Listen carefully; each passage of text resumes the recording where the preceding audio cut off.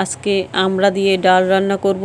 বেশি খুব একটা বড় পাইনি বাজারে, মাঝারি একটা পেয়েছি, সেটা নিয়ে আসছি। মসুরির ডাল দিয়ে রান্না করব। আসসালামু আলাইকুম, সবাইকে ধন্যবাদ আমার পেজে আসার জন্য। সবাই কেমন আছেন? আমি ভালো আছি আলহামদুলিল্লাহ। আমি মসুরির ডালটাকে আধা ঘন্টা ভিজিয়ে রেখে ফুটিয়ে নিয়েছি। পানি দিয়েছি পরিমাণ মতো, লবণও পরিমাণ মতো দিয়েছি। 3টা তেজপাতা দিয়ে দিলাম। এখন আমড়া কাটা দিয়ে দিলাম। 4 টুকরো করেছি আমি আমড়া। ছোলা খুব পাতলা করে কেটেছি, যেহেতু একদম কচি আমড়া।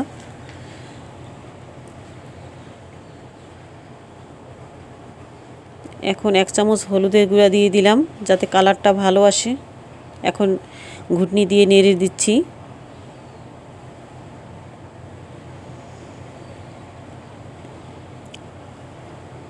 ডাল কিন্তু আমি অনেকক্ষণ ধরে জাল দিয়েছি, কিন্তু ভিডিওর সংক্ষিপ্তর কারণে আমি ততক্ষণ তো জাল দেওয়া সম্ভব না, তাই আমি পেঁয়াজ রসুন দিয়ে আমি ফোড়ন দিয়েছি। কাঁচামরিচও আগে দিয়েছিলাম। ডাল একটু ভালো করে জাল না দিলে কিন্তু ভালো লাগে না। ডাল আমার প্রায় হয়ে গেছে, যে আমড়াটাও বেশ সুন্দর সিদ্ধ হয়ে গেছে। আমি বাটিতে তুলে দেখাচ্ছি।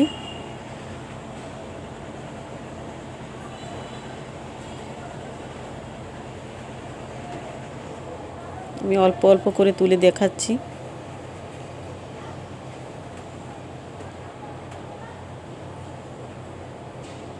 আমার ডালটা পারফেক্টভাবে হয়ে গেছে। লবণ একবারই হয়ে গেছে, বারবার দেয়া লাগে নাই। এখন একটু পেঁয়াজ বেরেস্তা করেছিলাম, সেটাকে দিয়ে দিচ্ছি। 2টা শুকনো কাঁচামরিচ দিয়েছি। হয়ে গেছে আমার আমড়ার ডাল। খুবই সহজ। এটা প্রেশারের রোগীর জন্য খুবই উপকার। আমি মাঝে মাঝে করি, যেহেতু আমরা সবাই হাই প্রেশারের রোগী, তাই মাঝে মাঝে এটা করি।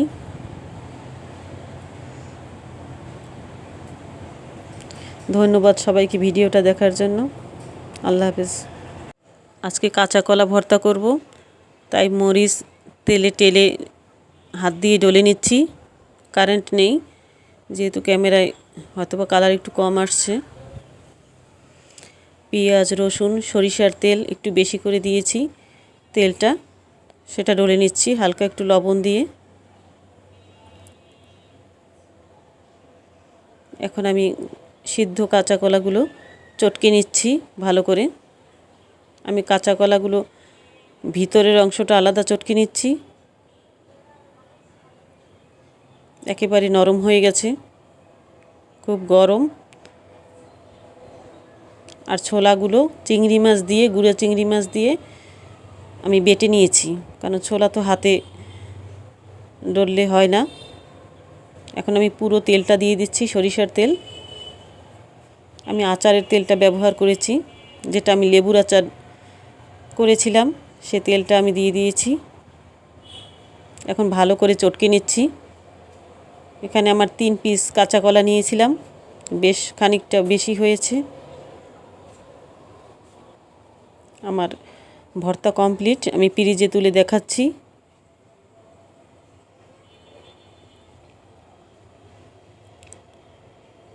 হয়ে গেছে আমার কাঁচা কলার ভর্তা। প্রচুর আয়রন সমৃদ্ধ কাঁচা কলা দেখাচ্ছি আপনাদের।